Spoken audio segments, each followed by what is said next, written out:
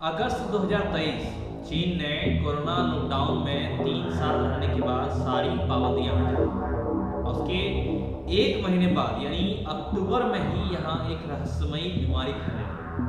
तेज बुखार के साथ फेफड़े फुला देने वाली इस बीमारी की वजह से हर रोज 7,000 बच्चे अस्पताल पहुंचे। इस पर एक्सपर्ट का कहना है कि कोरोना की तरह ये बीमारी भी संक्रमक है। ये चीन के शहर से दूसरे शहर में फैल रही है। वहीं WHO यानी वर्ल्ड हेल्थ ऑर्गेनाइजेशन ने इसका जवाब मांग रहा है कि लेकिन चीन अभी तक शांत नहीं है।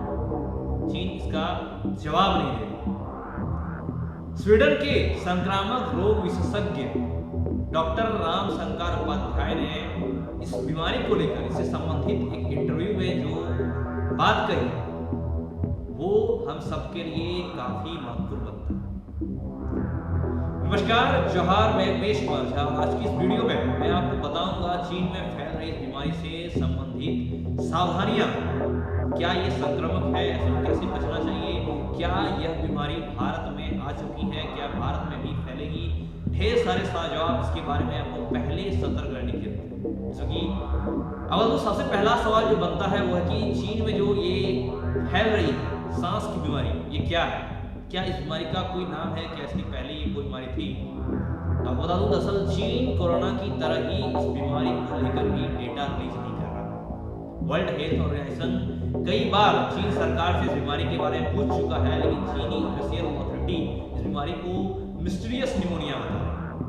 वहीं कुछ लोग इसे वॉकिंग निमोनिया भी कह रहे हैं, यानी कि एक दूसरे में संक्रमक हो जाता है। एक तरह से चीन में फैल रही बीमारी को निमोनिया बता जा रहा है, लेकिन ये बीमारी बैक्टीरियल इन्फेक्शन के जरिए फैलती है और इस बैक्टीरिया को माइकोप्लाज्मा निमोनिया बैक्टीरिया कहते हैं। अब मैं जो जवाब आपको बता रहा हूँ, ये इसके बारे में एक्सप्लेनेशन कर रहा हूँ, वो संक्रामक रोग के विशेषज्ञ डॉक्टर राम शंकर उपाध्याय के जो उन्होंने बताए हैं मीडिया में, इसमें जानना लोगों को बहुत जरूरी है। अब ऐसे में सवाल बनता है कि निमोनिया कब और किन वजहों से फैलता है। अगर ये बीमारी जो नया आया है अभी संक्रमक जो निमोनिया है कैसे फैलता है?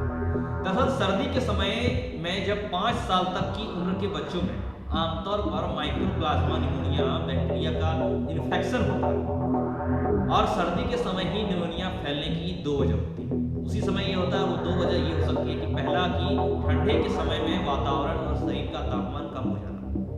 8 डिग्री से 15 डिग्री तक का तापमान इस बैक्टीरिया के लिए अनुकूल होता है, ऐसे में ये फैलने के चांसेस बढ़ते हैं। वहीं सर्दी में पॉल्यूशन काफी ज्यादा होता है, इसकी वजह से भी बैक्टीरिया आसानी से सर्दी में लोगों को अपनी चपेट में लेता है, इसका शिकार बच्चे होते हैं। आपको बता दूं, चीन में फैली इस रहस्यमयी बीमारी पर WHO वर्ल्ड हेल्थ ऑर्गेनाइजेशन की गाइडलाइन के अनुसार 6 चीजें बताई गई है कि आप समय पर टीकाकरण जरूर करवाएं। दूसरा, बीमार लोगों से दूरी बनाकर रखें। तीसरा, बीमार होने पर आइसोलेट हो जाएं। चौथा, समय पर जरूरी टेस्ट करवाएं और मेडिकल हेल्प लें।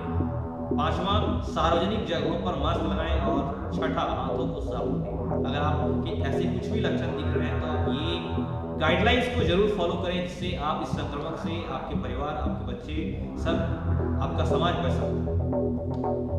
ऐसे में एक सवाल यहाँ पे ये आता है जो उन्होंने बताया कि क्या चीन में फैल रही बीमारी सामान्य निमोनिया है? इस डॉक्टर से जब पूछा गया कि बताया गया कि ये बीमारी है, जैसे चीन तो अथॉरिटी बता नहीं रहा है, पूरे डेटा बता नहीं रहा है, लेकिन क्या ये सामान्य है या कुछ अलग है? दरअसल चीन की हेल्थ अथॉरिटी का कहना है कि ये सामान्य निमोनिया बीमारी है, कहीं नई बीमारी या दूसरे बैक्टीरिया या वायरस का संक्रमण नहीं है। हालांकि 15 नवंबर 2023 को प्रोमेड नाम के एक सर्विलांस प्लेटफॉर्म में चीन में निमोनिया को लेकर दुनिया भर में अलर्ट जारी किया। इसी संस्था ने साल 2019 में भी कोरोना को लेकर अलर्ट जारी किया। इस संस्था का कहना है कि एक दिन में 13,000 बच्चे बीजिंग के अस्पतालों में भर्ती हुए हैं इस बीमारी के जरिए और 7,000 से ज्यादा बच्चे हर रोज अस्पताल में आ रहे हैं। ये सब कुछ 2019 के कोरोना जैसे हालत की याद दिला रहा है, यानी ये वैसे ही संक्रमक बीमारी है। ये सब कुछ देखकर ऐसा लगता है कि ये सिर्फ सामान्य निमोनिया नहीं है। जी हाँ, ये सामान्य निमोनिया नहीं है, ये हटकर जिसके बारे में अभी चीन अथॉरिटी बता तो नहीं है, लेकिन इसके बारे में सावधान रहने की जरूरत है, बात करने की जरूरत है, गाइडलाइंस को फॉलो करने की जरूरत है। एक सवाल यहाँ पे ये बनता है कि चीन की जो बीमारी है सामान्य निमोनिया नहीं है तो क्या है और कोरोना से इसका क्या कनेक्शन है, क्यों इसे कोरोना वायरस की तरह संक्रमक बताया जा रहा है, क्यों इसको लेकर प्रश्न, क्यों रोज इतने संख्या में, हजारों की संख्या में बच्चे अस्पताल जा रहे हैं और बीमार पड़ रहे हैं। अब बता दूं, जब किसी को, पहले निमोनिया को समझिए कि जब किसी को निमोनिया होता है तो उसमें कफ भी डेवलप होता है, लेकिन हैरानी की बात यह है कि चीन की इस रहस्यमयी निमोनिया में बच्चों में कफ नहीं बन रहा। उनके चेस्ट के एक्सरे में उनके लंग्स पर नोड्यूल यानी एक तरह के गोल चकते दिखाई दे रहे हैं। इन्हें जो है नाम जो चकते दिखाई दे रहे हैं पल्मोनरी नोड्यूल कहते हैं, पल्मोनरी नोड्यूल। और जिस तरह के नोड्यूल बन रहे हैं वो ज्यादातर बैक्टीरियल इन्फेक्शन में बनते हैं और वायरल इन्फेक्शन में ऐसा नहीं होता। बीमारी से पीड़ित बच्चों को देखकर लग रहा है कि उनमें सिर्फ माइक्रोप्लाज्मा निमोनिया की केस नहीं बल्कि कोई वायरल इन्फेक्शन है। एक साथ उनमें बैक्टीरिया और वायरस दोनों का इन्फेक्शन है। इसे को इन्फेक्शन या क्रॉस इन्फेक्शन कहते हैं, जिसका असर ये बन पड़ रहा है। अगर ऐसा है तो गंभीर है ही नहीं, काफी गंभीर है, क्योंकि ऐसे कई केस हैं और ऐसे कई केस में दवाइयां तक काम नहीं करती हैं। बच्चों में सिर्फ माइक्रोप्लाज्मा निमोनिया होता है तो उसकी कई दवाइयां हैं, उसके लिए दवाइयां हैं, लेकिन चीन में बच्चों पर दवाइयां काम करती तो स्थिति कंट्रोल में होती। चीन ने भी इस बात को स्वीकार किया कि चीन ने दरअसल रविवार को बताया है कि ये कई पैथोजन यानी रोगाणुओं से फैलने वाली बीमारी है और उसे दवाई से कंट्रोल नहीं किया जा पा रहा। अगर बता दूं, राज्यों को हेल्थ मिनिस्ट्री की एडवाइजरी मिली।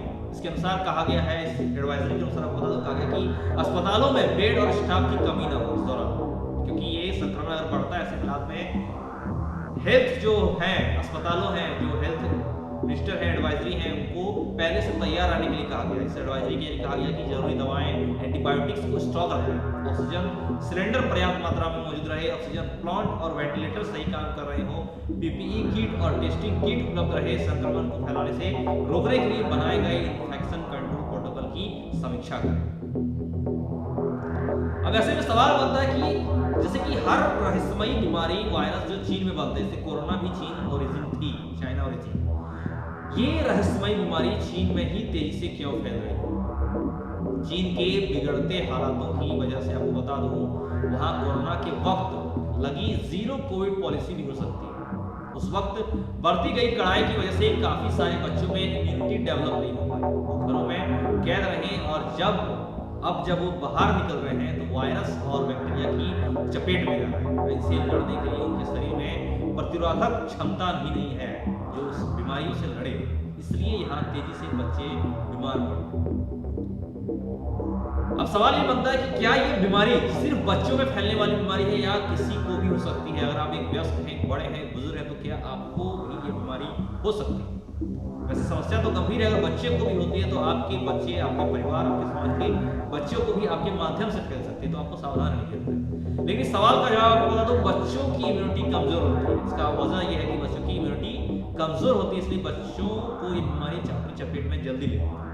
ये बीमारी बच्चों को अपनी चपेट में ले रही है, इसका मतलब ये नहीं है कि ये सिर्फ बच्चों को फैलने वाली बीमारी है। जिसका भी इम्यूनिटी कमजोर होगी, चाहे वो युवा हो, बड़े हो, बुजुर्ग हो, ये बीमारी उसे अपना शिकार बनाएगी। इसलिए कमजोर इम्यूनिटी वालों को ये जल्दी फैलेगा, इसलिए इससे सावधान रहने की जरूरत है। अब सवाल यह है कि चीन में फैल रही इस बीमारी के लक्षण क्या है, यानी कि आप कैसे पहचानेंगे कि आपको ये बीमारी हो रहा है, आपके आसपास हो रहा है, क्या इसके लक्षण है? तो बता दो, उस बीमारी के चपेट में आने पर ज्यादातर कुछ लक्षण जो दिखते हैं सामान्य रूप से, वो ये है खांसी। आपको खांसी होने लगती है, गले में दर्द या खराश होता है, आपको बुखार आता है, आपके फेफड़े में सूजन होती है और सांस नली में भी सूजन होती है। ये वो लक्षण है जिसके माध्यम से ये बीमारी होती है। अब सवाल बनता है कि क्या चीन की ये बीमारी संक्रामक है और एक इंसान से दूसरे इंसान में फैल सकती है, या ये बीमारी उसी तक सीमित रहती है जिसे हुई रहती है? ये सवाल बेहद ही संवेदनशील है। आपको बता दूं, ये बीमारी एक इंसान से दूसरे इंसान में फैलती है, इसलिए ये बीमारी एक गंभीर समस्या है। इस बीमारी बीमारी से पीड़ित मरीज के संपर्क में आने से ये बीमारी फैलती है, यानी कि ये कोविड की तरह संक्रमक है। कितनी तेजी से ये संक्रमण फैलती है ये तो आने वाला वक्त बता। लेकिन यहाँ पे चीन में जिस तेजी से फैल रही है, इसके सारे लक्षण, इसके सारे पैंडेमिक सिचुएशन सब कोविड की तरह ही दिख रहे हैं। यही वजह है कि बीमारी के फैलने की संभावना बढ़ रही है।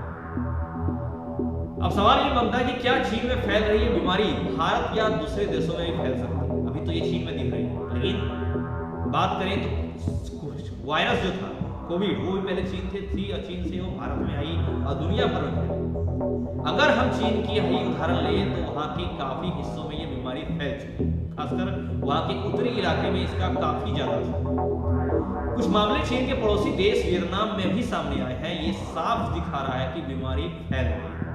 ऐसे में इन संभावनाओं से, इन पॉसिबिलिटीज से इनकार नहीं किया जा सकता है कि दूसरे देशों में ये बीमारी फैल सकती है। ये भी बीमारी फैलेगी, दूसरे बीमारियों में भी फैल सकती है और ये भारत में भी फैल सकती है। भारत को इसे लेकर सतर्क रहने की जरूरत है कि वो पहले से सतर्क रहें, क्योंकि हम सभी जानते हैं कोविड ने हमारे देश की अर्थव्यवस्था, दिनचर्या, रोजगार, हर चीज को कितनी बुरी तरह से प्रभावित किया। अगर इससे बीमारी फैलती है तो फिर से ये सब कुछ अस्त व्यस्त कर देगी। अब आखिरी सवाल मैं आपको बता दूं, इसका सवाल जो आखिरी सवाल बन रहा है वो क्या कि रहस्यमयी बीमारी से क्या कोरोना की तरह मौत हो सकती है?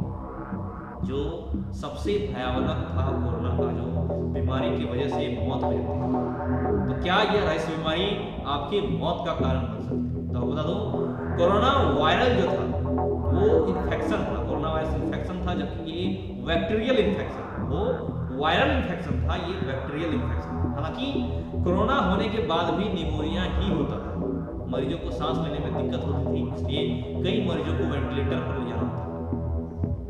बैक्टीरियल इन्फेक्शन को रोकने के लिए काफी सारे एंटीबायोटिक्स, इनका इस्तेमाल करके उसके असर को कम किया जा सकता है। हालांकि चीन में जो हालात हैं उन्हें देखकर लग रहा है कि ये सिर्फ बैक्टीरियल इन्फेक्शन नहीं, कुछ भी और भी हो सकता है। ये चीन के डेटा शेयर करने के बाद ही पता चला। दरअसल चीन ने अभी इस मामले को लेकर अपना आंकड़ा डेटा शेयर नहीं किया है कि कितनी संख्या में लोगों की मौत हो रही है।